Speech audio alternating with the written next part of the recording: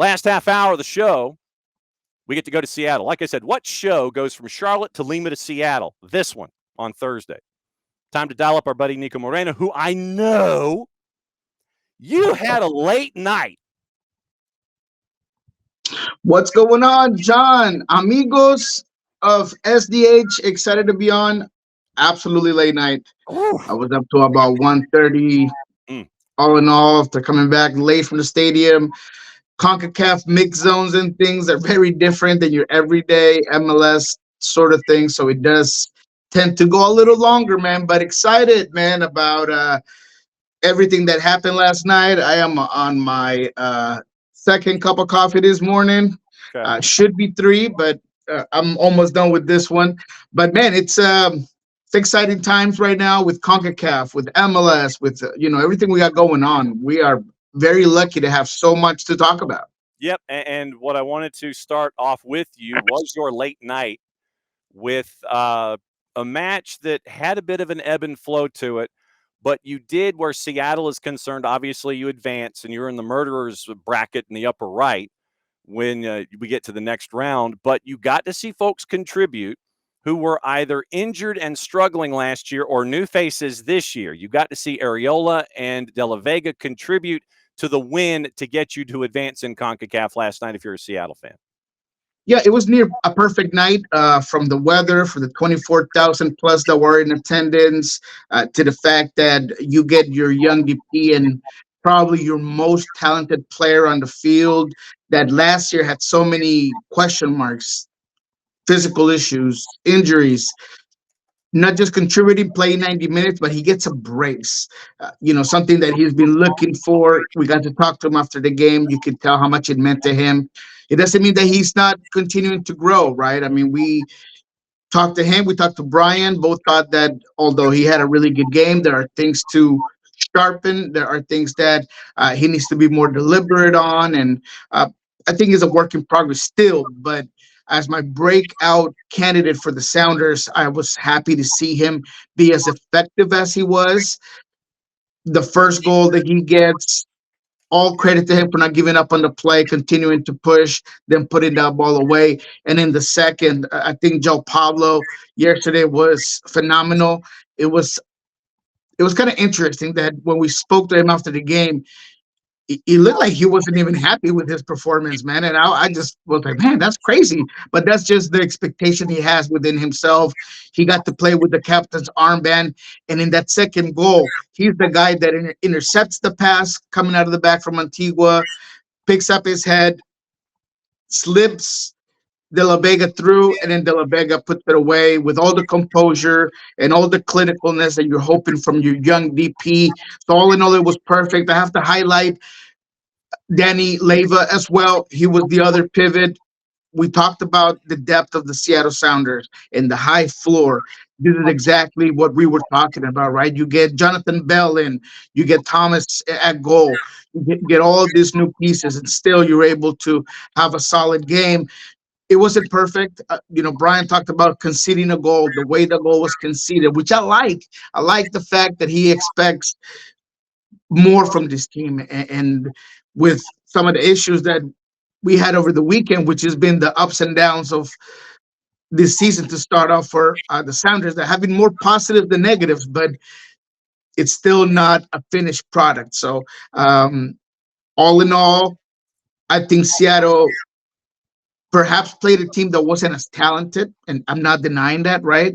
And you see that in the scoreline. Mauricio Tapia was very honest about the limitations he has in Guatemala and with his team, and he talked about how he can never expect his team to move the ball as quickly and cleanly as the Sounders do. That it would take him so much more effort to get his players to move and cover the space that the Sounders did. So I do praise Mauricio Tapia, his honesty, this team. But what Seattle did face was a relentless squad, a very physical team. So no matter the scoreline, it doesn't matter the budget that maybe you'll see in Antigua's roster. This was a determined team and a team that wanted to get through, that was putting it all on the line, and Seattle was able to dominate in this particular game. They were effective at Antigua, and that's something to be proud of. Seattle now going on to take on Cruz Azul. First leg of that is March the 5th, and you are upper right in the bracket if you're following along from a Sounders perspective.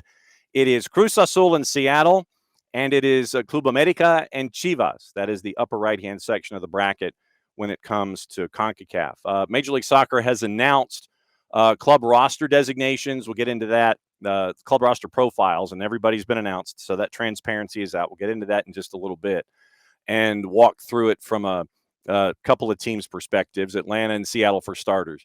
When you look at week one in Major League Soccer, what sticks out for you from the winners and losers, early panic? And is there any lightning rod topics that come to you after the first match week in Major League Soccer here for 25?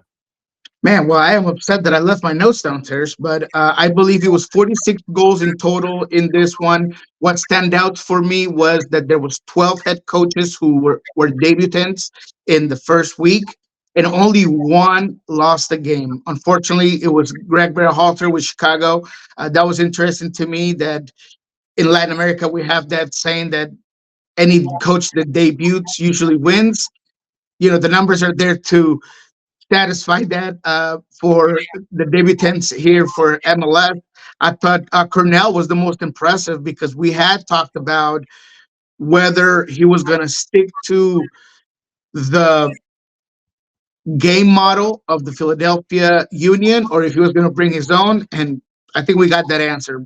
Cornell's going to do Cornell. He's going to press. He's going to work. He even went out of his way to go and get Andrea Vasilev, which I think is going to be another contributor for his squad. Something else that stood out to me was that only 4 home teams lost this week, which was interesting. Portland is as bad as we thought they were going to be, or they have as many question marks as me and you had discussed because of Evander, because of the lack of acquisitions to fix the difficulties, to say the least, that they had to not concede goals, to control games. I think the Phil Neville seat has to be hot after you give up, 4 goals to a team that you had already been destroyed by in the playoffs last season. I think that they made Nelson look like Mbappe for most of the game. I understand that the yellow card to Kamal was a little bit soft and maybe controversial, but at the end of the day, you have to be able to deal with that. And Phil wasn't able to do that. So there is a hot seat there for Portland. There's a lot of question marks. I see a fan base that wants more, that maybe even deserves more. I thought Atlanta was fantastic, man. I was very high on them. They were number 2 in my power rankings, way higher than anyone that I've been able to read. No one has them that high. I did, and I think they were fantastic. They obviously some shoring up to do defensively and some shoring up to do in certain places, but I think that the talent level there is high. And when it comes to players 1 through 3, they can match up with anybody in the league. So those are some of the things that stood out in week 1. You look at a couple of results. Columbus, we wondered where the goals were going to come from. They came anyway, and they put 4 on the board against Chicago. You look at now Chicago couldn't get out of their own way. I got to tell you that. But I mean, point well taken. Though Columbus, very good. I love that Diego Rossi decided to just not just take that load, but I love the homage he did to Christian Ramirez and to Tucho after the goal. So definitely the personalities there. The young players are there. Point well taken. Yep, a lot of folks now looking at Jason Russell Rowe to be combined with Diego Rossi for the goals in Columbus. And so, of course, Gutierrez scores for Chicago. And then he gets discoed, and now he's going to be suspended for the match this weekend coming up against DC United. So that doesn't help Greg Berhalter. DC and Toronto, for those that were at Audi Field, I think, honestly, that was 90 minutes of their lives they can't get back. Two painful teams, and they each scored on each other, and by the end of the day, nothing was settled. Messi and friends, you end up with a 2-2 draw with NYC. and a lot of folks were more drawn to what happened after the match than they were during the match. Javier Mascherano wanted to try to get the match itself pushed back. The league was like, not so fast, my friend. You were going to play this match at the erector set. But then a lot of folks after the match were looking at Lionel Messi and what he was doing on the pitch, and then Luis Suarez ends up getting an envelope from Disco as well. I know that you addressed what happened after the match with Lionel Messi in your social media. For those that missed it, what did you break down? I just thought, and I still believe that there's enough compounding evidence that would make me, as the, I don't know, someone who, if involved with Disco and MLS, I would want to address very seriously, because it is not the first time that Lionel Messi, in one way or another, tries to get his way, and his demeanor towards the referee, to me, was intimidating and aggressive, and it was beyond what's necessary. He got that yellow, but then he continues to talk. And then there's the instance with the New York City FC staff member when he grabs them. So whenever you have compounding things in that nature, you already got a yellow. For me, he did enough to deserve a 1-game suspension. Now, it was not the most popular opinion, because I have been getting hit up by all the Messi and Jorge Mas bots that you could possibly think of. Yeah. And it's been kind of hilarious, some of the stuff that people are putting out there. But I just let it be. I stand with my opinion and my conclusion that you cannot feed the narrative that Lionel Messi is bigger than the league. Now, I understand the counterpoint that maybe he is, right, because you basically gave him the keys to the league and to everything just to bring him on, and he's been a positive influence, a marketing tool, and everything that he's been magical, right? He's been everything you want out of Messi. But you cannot allow someone to be beyond the league and just common sense and the referees, and you got to be able to set a precedent and say, hey, this stops now. Yes, you're Lionel Messi. Yes, you are the biggest name in sports, if you will, in the United States, but we need you to knock it off. We need you to just be able to respect the referees just as anyone else would. I got hit up with the Maxi Morales neck grab against Red Bulls, which is a completely different situation. A whole bunch of things that I just don't think they coincide. And for me, it's just important to just go ahead and nip that in the butt and say, Lionel Messi, you're amazing, you're everything, but you need to knock it off. Other games, it was Derby with Dallas and Houston. Dallas wins at 2-1. Houston's going to be entertaining Messi and friends this weekend. Once again, in Nashville and in St. Louis, it was 90 minutes of people's lives they can't get back. Goalless draws with Nashville and the Revs. Goalless draw with St. Louis City SC and the Rapids. San Jose put 4 on RSL. I know that we were sitting there wondering about San Jose and wondering about RSL. RSL has put up clunkers now in league, giving up 4 to San Jose, and then losing to Herediano last night in a match really that they should have won at home to close it out to go to the next round. But RSL, I got early warning signs there in Sandy, Utah. Hey, man, I hate to tell folks I told you so, but man, I told you so. I mean, you cannot let go of as many influential and key components of your offense and expect things to be a-okay, and expect a guy that was in MLS Next Pro to compare with a guy like Christian Arango and handle your load of necessity up top. And they've looked anemic. They've looked, toothless. There is nothing to this offense. Look, San Jose played with Espinosa as a wingback. Espinosa, and you're unable to create danger on that side. Look, he's a fantastic attacker. I'm not denying that. But he's got to do a little bit of defense. And if you're not forcing him to defend, then oh my, what are we doing here, right? Yeah. I think that Diego Luna needs to be a bigger piece of this puzzle. I feel like there is this necessity right now to play with Pablo Ruiz as your 10. He can play the 10, but he's not who I would want as the number 10 to amplify my game. Very good distributor, good, foot on the ball, a smart player, but he's played a little deeper because he's had some inabilities to break the game in a certain way that you want your camp to do so. So there's just so many question marks to RSL. And this 4-0 score was more of an indictment on RSL's poor form and not so much on, San Jose being a top three team this season for the Western Conference. I think they're a good squad. I really appreciated Bruce Arena saying, "Look, the 4-0 score line, don't talk about that. Don't let that fool you. It wasn't a 4-0 score because he's keeping expectations low. He understands and knows that he needs to do that. So his team is hungry every week. So I loved it. I like the formation change. It was a surprise. I'm not gonna lie.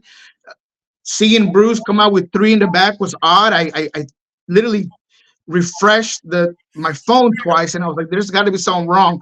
And then I saw it. I was like, "Okay, man, you go to you, Bruce," and it worked. It was a way to get all your best attacking talented players in one point in time. I thought his substitutions were very good as well. So hey, man, Bruce doing Bruce like things with San Jose. All right, one more topic before we get into this upcoming weekend, and it is our buddy Jason Nix in the Twitch pitch. He goes, Mikey Veras, too. San Diego's going to be tough, it looks like. I did not have, and literally, all the pundits, all us folks are sitting there and looking at San Diego and going, I don't know about the build. I got questions. Where the goal's going to come from? What's it going to look like? Literally, everybody has the question mark thought bubble over their head coming into this season about San Diego. And basically, Mikey Veras and Dreyer came in and grabbed us by the lapels and started doing this bit, knocking us around. A solid win against LAG, but obviously LAG was shorthanded, no Paintsel and no Puig. But in transition, especially the second goal, where you had three passes, and that was it. And Dreyer slams the door to make it 2-0. San Diego surprised me and a lot of folks, I think. Yeah, they were surprising is the word, right? I mean, I don't think anyone that I know of expected them to not just win this game, but completely outplay LA in the ceremony of their championship in front of their fans. I mean, they went all of 2024 without losing at home. And in the first game to an expansion team, that is over and done with, my friend. I mean, it's done. Credit, obviously, to the game plan. I think this team might be good, man. I mean, but Veras showed that with that 4-3-3, he's able to stay compact, to obligate people and teams like LAG to have to be forced to play out wide. They made it difficult for those inside channels to be the way through for the LA Galaxy. I will not shy away from saying that Sanabria did not have a good game. Obviously, first time in MLS, first game, but he was out of position most of the time.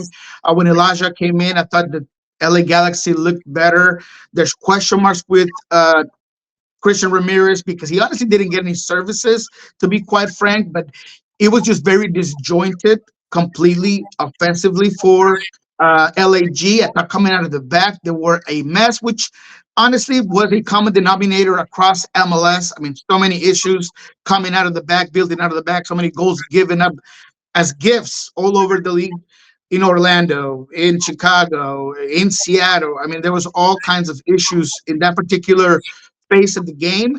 Fagundes, I thought, was in an island, and he was unable to get involved.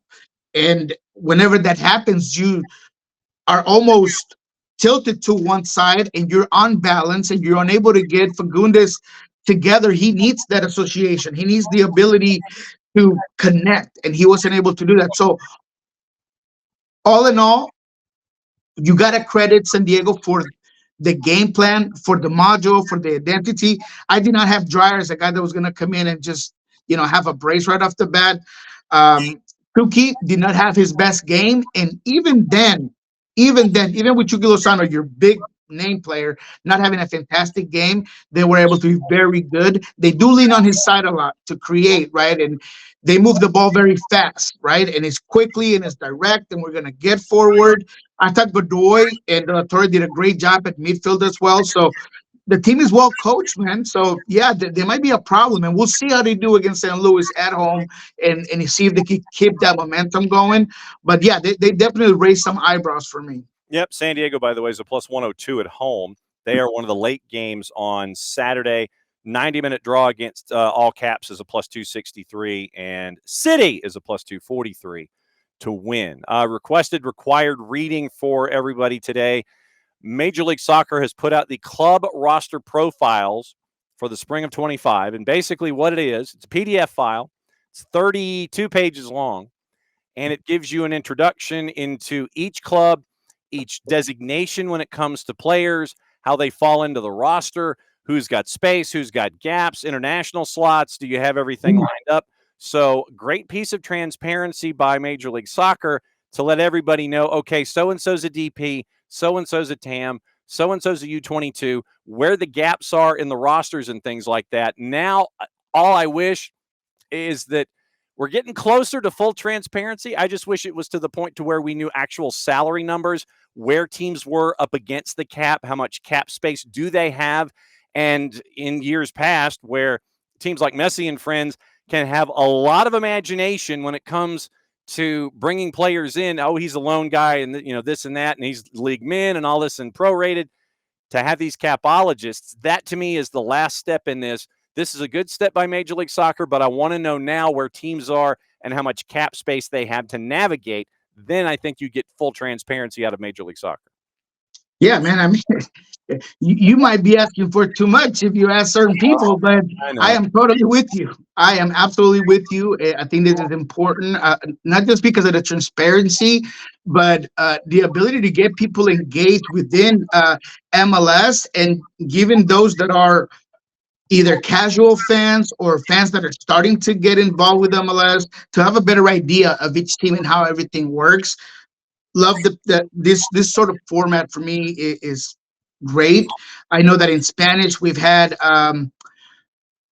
a Spanish from Spain journalist by the last name Vaquero, who spends his whole off season working on one in Spanish. So these are the sort of things that I really appreciate from MLS, because it does provide a lot of context that's necessary for journalists and of course for the audience as well. Yep. All right. So let's get into cliffhanger for the upcoming week.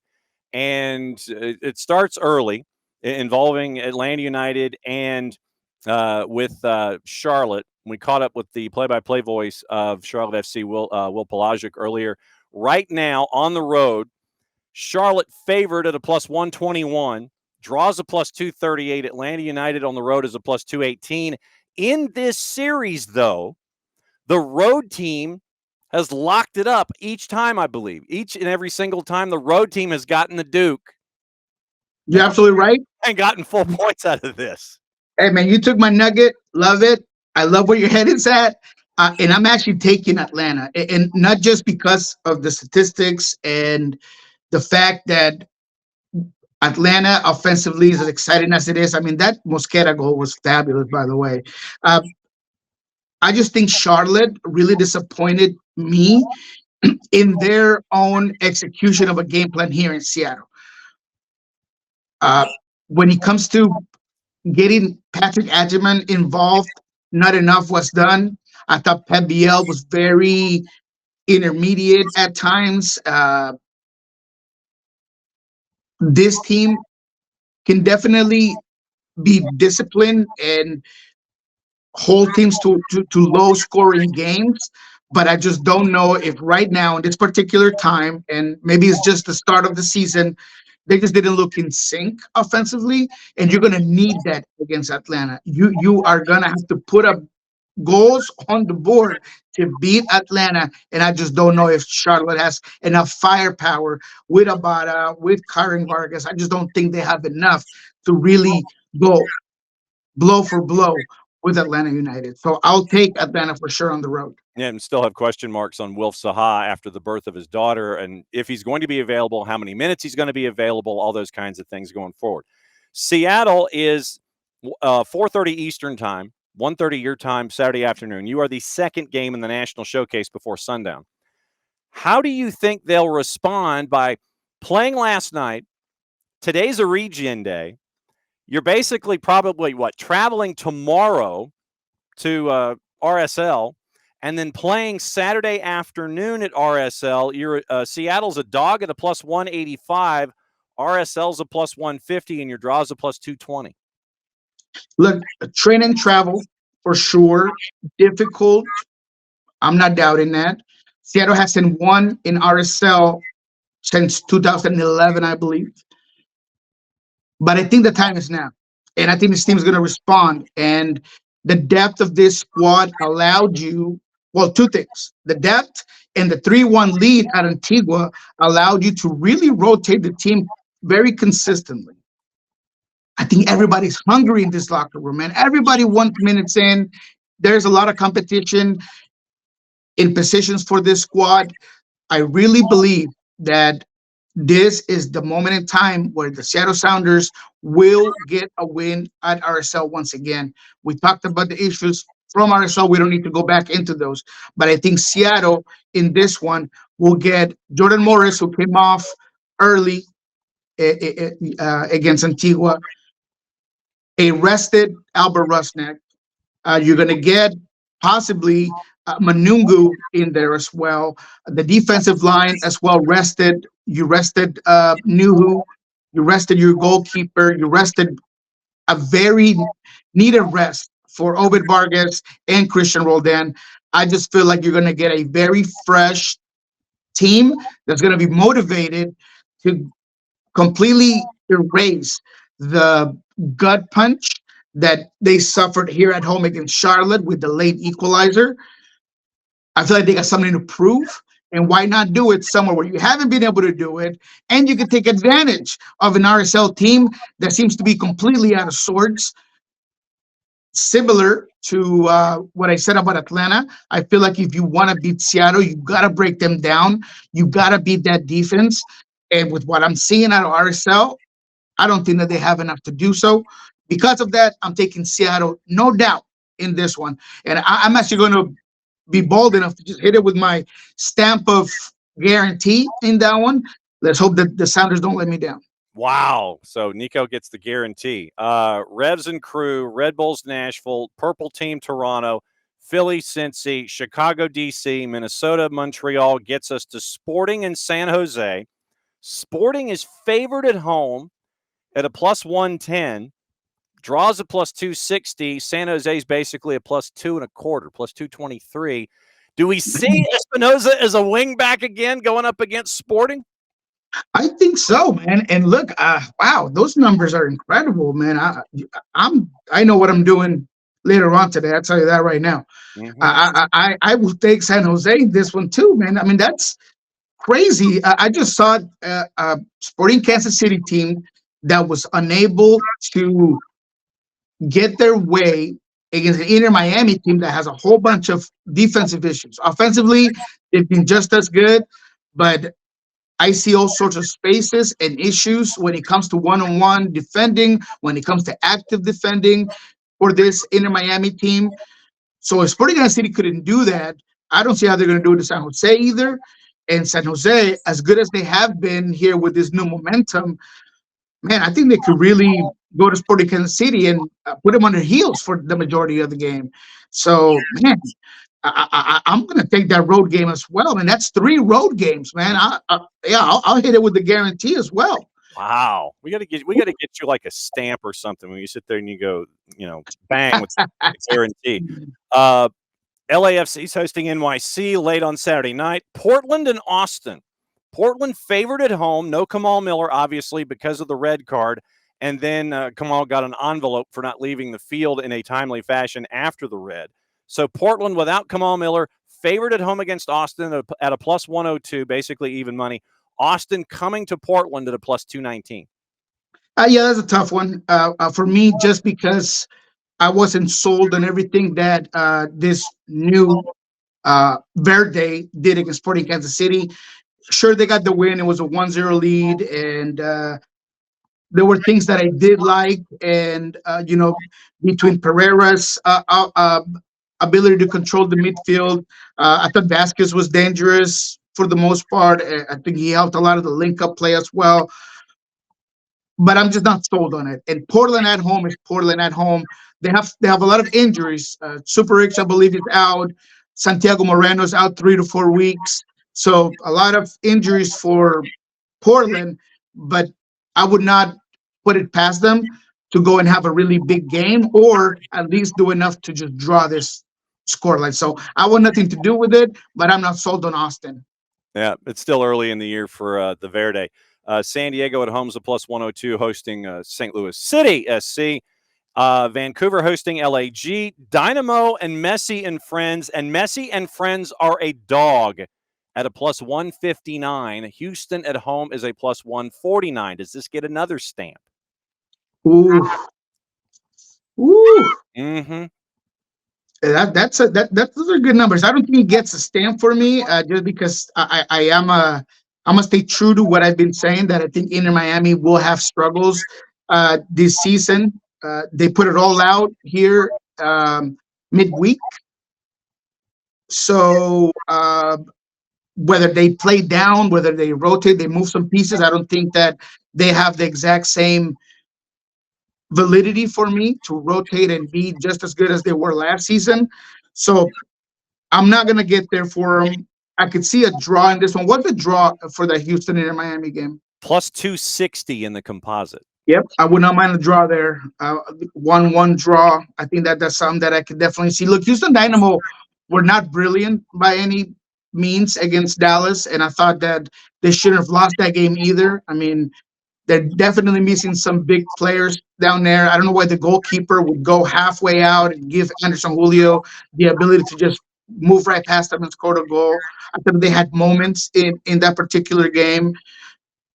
Benny Ball tends to be very effective when things get going. It didn't look like that in game one, but I could see him making some adjustments and, possibly getting a draw against Inter Miami this weekend. All right, what's going on up there in the Pacific Northwest? Folks need to know about where you're concerned. Absolutely. Hey, man, make sure you check out all the stuff that we got on Fuso Sports. We got Mauricio Tapia, we got Brian Smetzer, Paul Ariola, Pedro de la Vega talking after the game. So that's going to be something that you want to check out tomorrow. We will do and record and put out possibly in the afternoon what we learned this week with Jeremiah Oshan. We're going to be at the training facility. We're going to go over everything that happened this week for the Sounders. We're going to be giving you guys some insight if we see any players that are physically not fit, or if there were any injuries, how things are going, what the team might look like going into RSL. So if you want to have some insight to get those juice boxes flowing as well, make sure you check that out. It's going to be in the Nos Arietes and Sounder Our Heart podcasting network. And then on Monday morning, we'll break down everything that happened in the weekend with Lobbing Scorchers, also part of the Sounder Our Heart podcasting network, but you can get it on YouTube as well. We'll break down the entire weekend, focused, of course, on the West Coast, focused on the Seattle Sounders. But if you want to get a big take to start off the week, you can go ahead and check that out in Lobbing Scorchers as well. No doubt about it, and it's always fun to see your reports from the Providence and Swedish Funhouse and bouncy routine and the trampoline extravaganza. So whatever you get from the bouncy house and the fun house up at Providence and Swedish, or whoever the hospital sponsor is, I get it confused. But yeah, up at the bouncy house with the trampoline, where everybody's getting ready for Seattle and their weekend. It's great to see you, my friend. Thanks as always for the insight from the West Coast. Go get your third cup of coffee, and we will catch up with you soon, my friend. Be safe. Thank you, guys, and stay classy out there, Atlanta, man. I'm excited about Atlanta. I really am considering flying out for the Seattle-Atlanta game. I'm trying to move some things around because it's a difficult time this year.